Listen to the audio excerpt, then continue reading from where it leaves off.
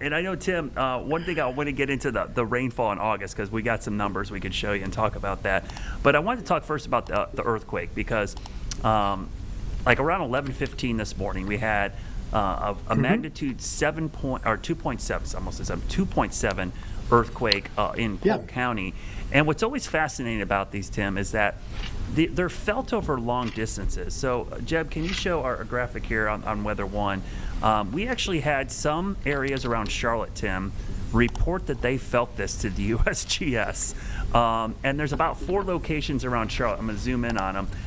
That included South Charlotte, an area in Northwest Charlotte, Cabarrus County, and parts of Union County. But then we go over towards the epicenter, and obviously a large area. Now, for a 2.7 earthquake, you wouldn't think, that it would be felt that far. But one of the things that's unique about earthquakes in the eastern United States, they tend to be felt over really long distances. So I know folks from the West Coast often say, yeah, you call that an earthquake? Well, these little ones here tend to be felt over a pretty long area. And I don't know if you had any viewers or anybody close to you, even in the mountains maybe, that reached out to you felt this. But I know in our area, the Lake Lure, Columbus, Hendersonville in particular, we had a lot of people message us saying, hey, they felt the earthquake. They didn't know it was an earthquake at first. Yeah, it's always interesting to see how these things get reported, because it's not, you can't just look at the magnitude and know how far they would be felt. It's a matter of maybe depth, maybe the exact location, the type of the earthquake that happened there. But this one certainly seemed to punch above its weight when it comes to a 2.7, because we get some of these sometimes, and like you said, they aren't always felt that strongly. But just judging from some of the comments, not really from my viewers, but I was looking at your post over there, a lot of people said not only was it felt, but you ever hear people report this kind of a noise? Yeah, they heard it. Almost like a bang. It's a loud thing. And I've felt earthquakes before, certainly the Sparta one a couple years back. I've never really heard that bang or that big loud pop that some people mention. So that's got to be pretty unsettling.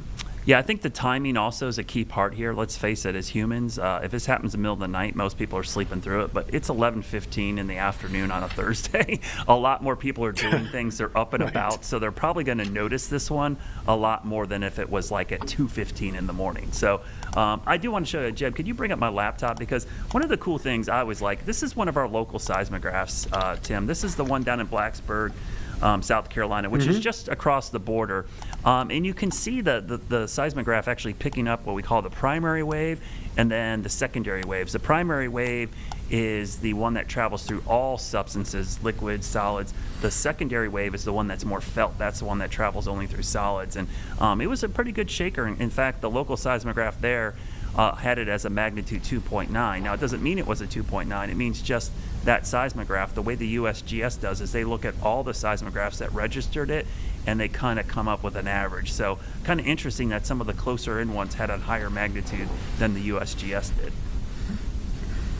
It is pretty interesting. It's always cool to see just how these seismographs work. They're out there all the time recording stuff, and they're so sensitive. I love when you post when there's super far away earthquakes that people we can feel them here, which it just is amazing to me that the Earth is so connected and it registers all of these. I am going to pop this up if y'all want it, but I haven't used this in a couple years, so it's an old banner. Even ignore that ugly purple banner. Corporate, don't look at that. But just kind of the historic, exactly, the historic earthquake risk across the Carolinas. And this is just, based on history. Where have some big shakers been before? Where have you had some more frequency? A lot of people don't realize the Charleston area has had a lot of earthquake history before, and not wimpy ones, like big time ones. And so there is that risk down in the low country. A little bit of a local maximum out toward the mountains, not too much. But if you widen out even more, over by Memphis, they call it the New Madrid fault zone. Is that right? Yeah. An issue over there for sure. But always interesting to me to see how the threats can really vary. And we don't think about it in the East that much, but it is something to consider. Yeah, the Charleston one always, I think, throws people for a loop. That is the biggest earthquake to ever occur on the eastern part of the country. That was in 1886. It was a 7.3, and that caused damage in the Charlotte area and all across the Carolinas. Wow. And my wife is from Charleston. And one of the unique things about Charleston is if you've ever spent time in Charleston, they have unique building codes. It's one of the few places in the country that has building codes for earthquakes and tropical systems. So it is a very unique building code that they have down there because of that. And in the mountains, I always like to tell people, Tim, the mountains got built by a mechanism, and that mechanism is still going on. So you're still going to get some settling going on there. So I thought that was interesting. They are common. I'm glad you brought that graphic up because it kind of shows that, yeah, in the mountains and then down towards the low country, those are kind of the two hot spots in the Carolinas. Something else, I'm going to throw you for a loop here, but I saw you posting about this. This is in your old neck of the woods. We had a water spout come ashore down near Ocean Isle and Holden Beach, and actually prompted a tornado warning. And before we get to talking about it, I actually was able to grab a time lapse from the Surf Check camera, which is on the eastern side of Ocean Isle Beach. And so, Jeb, can you bring my laptop up? Now, I time-lapsed this, so I sped it up 4 times. So in full transparency, this is not real time. So we'll play this out. And if you look closely, just behind the house and then moving off to the left, you can see the rotation. And I kind of take my cursor there every once in a while. But roughly right in here, you'll see the rotation clear. It actually looks like a supercell type rotation with the and there you see it spinning up. And then what's interesting is I don't know if this was a storm chaser or just somebody who saw it. They pull up in a car, they stop, they have their flashers on, and then they back up. So I don't know if they saw it. And then at this camera at the very tail end, some folks at this house actually came outside and were taking pictures of it. So clearly they could see this, Tim. And this was kind of a rare I don't want to say rare because water spouts are common down there, but this was a pretty strong-looking water spout on the radar, at least, and it prompted 2 tornado warnings for that area, both the old Holden Beach and Ocean Isle area. So you used to work down in that area, Tim. Talk a little bit about this, and I know you were posting about it as well, but that was an interesting tornado warning that popped up today because of a water spout. I'm so glad you rolled on this because I got there just a little bit too late to see it myself, but that's exactly where it was passing. The geography of that area, for those who vacation down there, Ocean Isle kind of butts right up against Holden. You have a sound right in between, and that's basically right where it went, is right from the east end of Ocean Isle to the west end of Holden. And it does seem, we have fair weather water spouts, which are pretty weak and usually don't move all that much and kind of stay offshore. This was connected to more of a parent thunderstorm, and it definitely had some pretty good rotation going on. I actually got a social video here too. Oh, it really did. I mean, the radar image looked like a solid tornado. Yeah. I'm going to pop up my PC over my face here, so I'm going to say goodbye. Yeah. You can see us. Now, this is from, his name's Jonathan, all right? So Jonathan Martin down there on the west end of Holden. So he's looking at the other view of this, right there on the intercoastal, it looks like. It is. And you might not see the condensation funnel the whole time, but there sure is that rotation. Yeah. He has some great narration that I've muted here, because there's a couple words, but he's watching and then he's trying to get safely in too. But you can kind of see it just above the docks.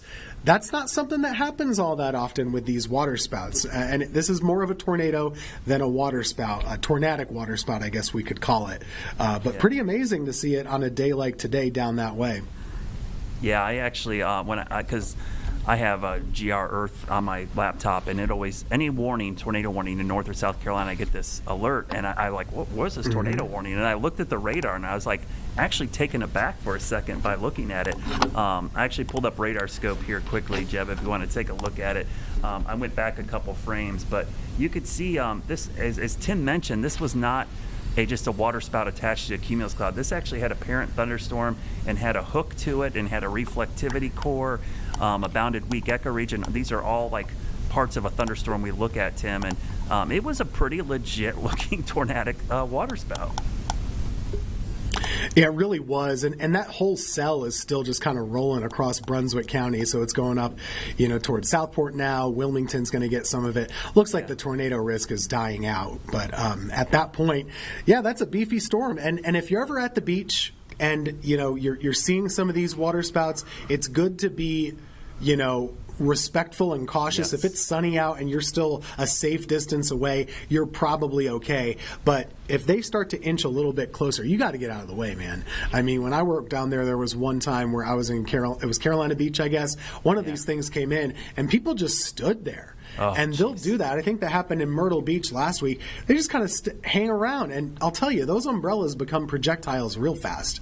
Yeah. And they can do damage on a sunny day, let alone when a waterspout is coming in. So get off the beach. If those things get a little motion, it can go downhill fast.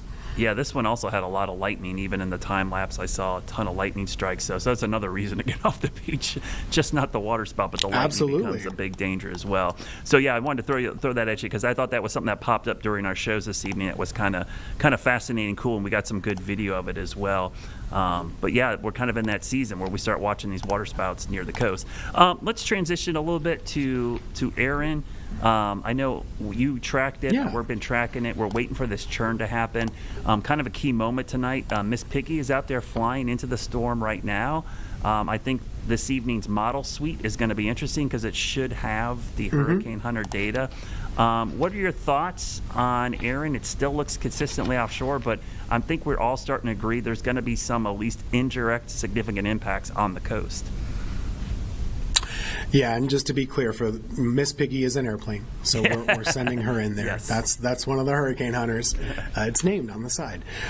Yeah, I think, and it's important to kind of remember where were we a couple days ago. A couple days ago, I think if you said it was passing between the Carolinas and Bermuda, that sounded a little extreme. So now we're in that mindset where we know it's coming a little farther west, but still it looks to be at a fairly safe distance away.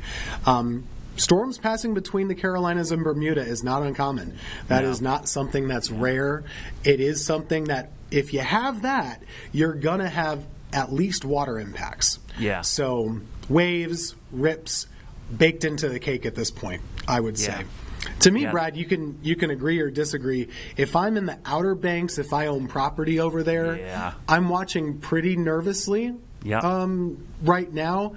Anytime a storm gets that close, I remember Earl, which was like 15 years ago now. Yeah. But that was a major hurricane. The center passed probably 100 or so miles offshore. Yeah. They still had bad winds and rain and the flooding that comes along with that. So there could be some shore impacts to those areas, but it's mostly probably the Outer Banks that have to worry at this point, to me. And we'll see when the data improves and consolidates a little bit. But we've been pulling up these super ensembles and everything, and you really have to hype it up if you want to say this is a Carolina hit, because it's not yet.